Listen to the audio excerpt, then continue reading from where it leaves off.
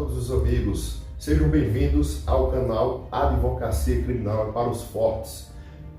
Criei esse canal com o intuito de mostrar um pouco a vida de um advogado criminalista, mostrar o trabalho de um advogado criminalista, o dia a dia e sua labuta diária. Como é que funciona o processo criminal na prática?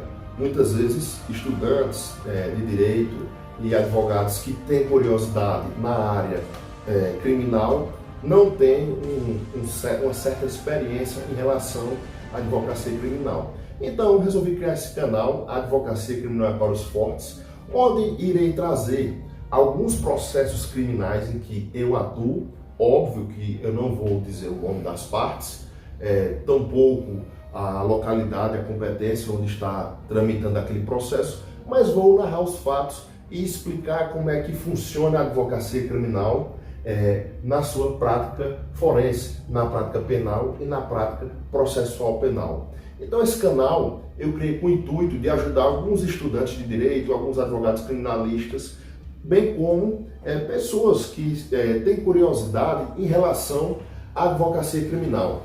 Então, forte abraço, segue lá o canal Advocacia Criminal para os Fortes e curte, dá lá seu like para ajudar um pouco o canal. Muito obrigado. Olá a todos os amigos que seguem o canal Advocacia Criminal para os Fortes. Hoje no nosso segundo vídeo vou falar um pouco sobre o tema do Tribunal do Júri. Esse que é um dos meus favoritos. É o Tribunal do Júri, é onde o advogado criminalista se identifica. E nada melhor do que falando sobre esse tema tão importante, que eu vou falar um pouquinho sobre o meu primeiro júri. Fazem alguns anos que eu entrei na advocacia criminal e a primeira vez a gente nunca esquece, né? Assim, meu primeiro júri foi em uma cidade fora aqui da cidade onde eu resido. Graças a Deus eu tive um resultado promissor, um resultado ótimo, um resultado bom para o meu cliente. Mas eu vou mostrar a forma como eu me preparei para o meu primeiro júri. Antes de fazer meu primeiro júri, óbvio que eu sempre assistia a alguns júris de outros advogados colegas, mesmo quando eu era estudante de direito. A época em que eu era estudante de direito, eu participei como jurado durante 2 anos e participei como jurado na própria banca, julgando 14 processos. Eu nunca me esqueço a quantidade de processos que eu atuei como jurado.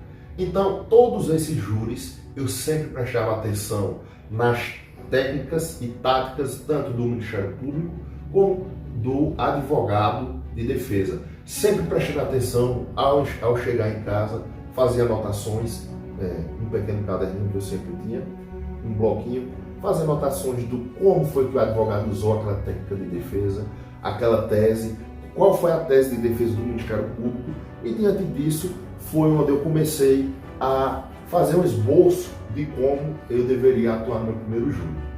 Também assistia no YouTube alguns advogados, colegas criminalistas que faziam júri. Desta forma, eu pude ter também uma noção ainda maior de como fazer o júri. O caso que eu peguei no meu primeiro júri foi um caso bastante complexo, onde o meu cliente, ele era réu confesso, tinha matado um rapaz diante de 3 testemunhas e nada levava a crer na possível absolvição. Mas aí o que é que o advogado criminalista deve fazer? Não deve estudar somente o caso concreto do que se tem no processo. Ele deve ser um tipo de um detetive. Então eu fui estudar a vida pregressa da vítima.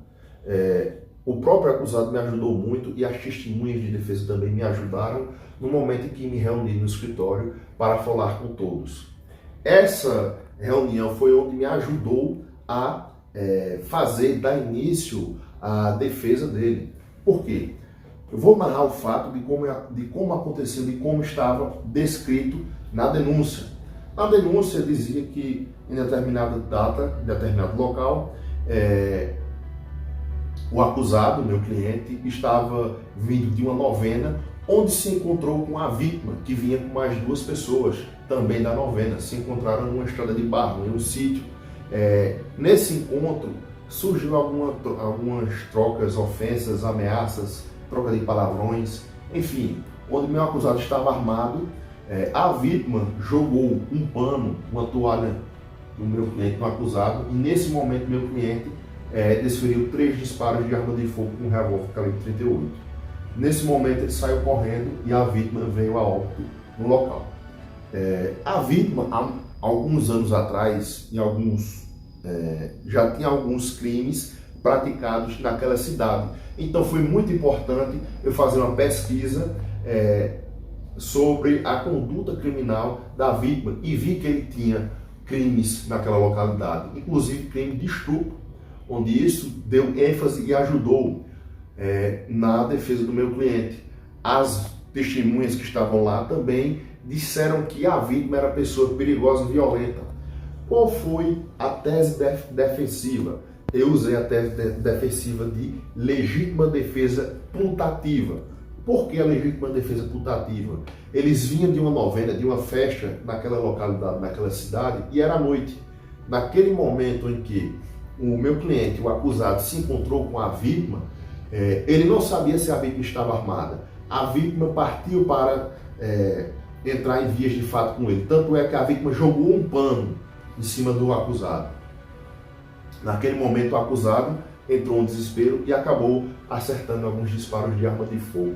Outro fato muito importante que me ajudou na absolvição do meu cliente foi falar da vida dele, onde meu cliente, o crime tinha ocorrido 8 anos antes do júri. Então o júri vai ocorrer após 8 anos do fato acontecido, do homicídio.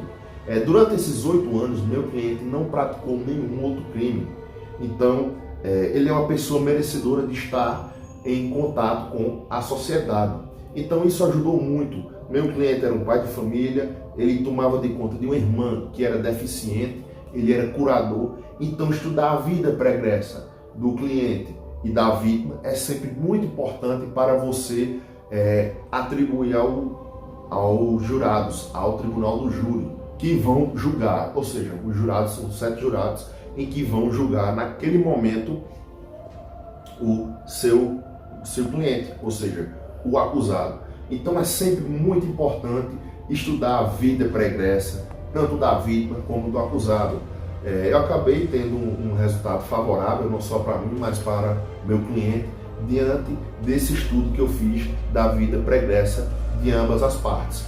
Estudo esse que não estava narrado no processo, que eu trouxe à parte, diante das testemunhas de defesa que foram ouvidas em plenário, onde confirmaram tudo aquilo que eu falei durante o debate, que a vítima ele era uma pessoa de alta periculosidade, e no artigo 422 eu também pude juntar os antecedentes criminais da vítima que não estavam no processo, de acordo com o artigo 422, onde nós temos um prazo para juntar documentos antes do plenário do júri.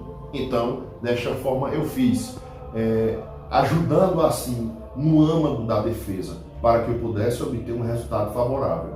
Então, estamos aqui no canal Advocacia Criminal para os Fortes, em mais uma história onde narro um pouco a labuta diária de um advogado criminalista. Faremos novos vídeos, desta vez vou trazer processos reais, de pessoas reais, e explicar como eu vou atuar na defesa e como eu atuei na defesa de cada um. Muito obrigado, um forte abraço, curte lá, dá o like e segue nosso canal. Muito obrigado.